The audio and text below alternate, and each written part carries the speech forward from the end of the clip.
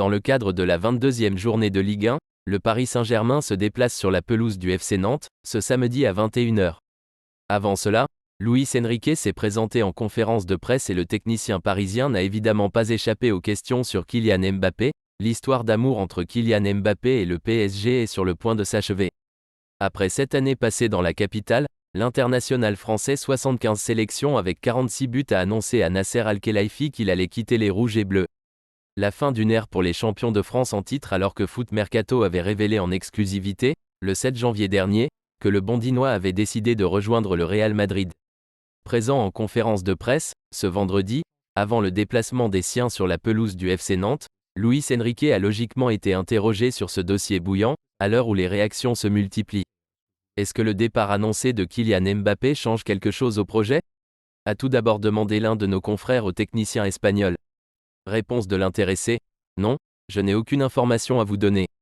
Un premier retour tranché ne désarmant pas totalement la motivation affichée par les journalistes présents sur place. Relancé immédiatement sur le sujet, l'ancien sélectionneur de la Rora se laissait alors aller à un discours plus détaillé, sans pour autant en dire plus. Je vais essayer de terminer sur ce sujet. Jusqu'à ce que les parties impliquées se prononcent, je ne commenterai pas. Je suis l'entraîneur. Je parlerai quand les parties parleront. On va continuer à travailler. L'équipe est au-dessus de tout le monde, c'est notre message. Le club est au-dessus de toute individualité, martelait ainsi Luis Enrique. Une fermeté poussant alors l'auditoire à se détourner quelque peu du sujet central pour tenter d'en savoir davantage. C'est l'ambiance de chaque entraînement avant un match. C'est un entraînement normal, répondait, à ce titre, le coach parisien, interrogé sur une possible déstabilisation du groupe après une telle information avant d'assurer qu'un tel épisode ne changeait rien à son quotidien. Non, je n'ai aucune crainte. Il faut avoir de la personnalité pour être assis ici. Il y a tout le temps des rumeurs autour du club, des critiques, des éloges, de la polémique. C'est normal, celui qui n'aime pas ça ne peut pas être ici.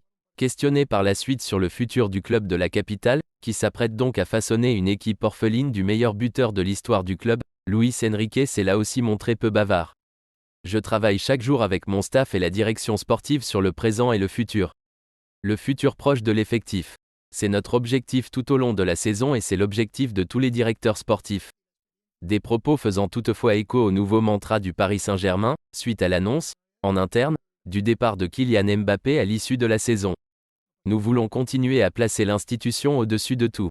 Il y a déjà des plans pour faire signer de nouveaux joueurs. Nous allons prolonger Warren Zaïre-Emery, sous contrat jusqu'en 2025 et qui va être mis en avant par le club, et nous avons les moyens d'avoir une équipe qui sera très compétitive.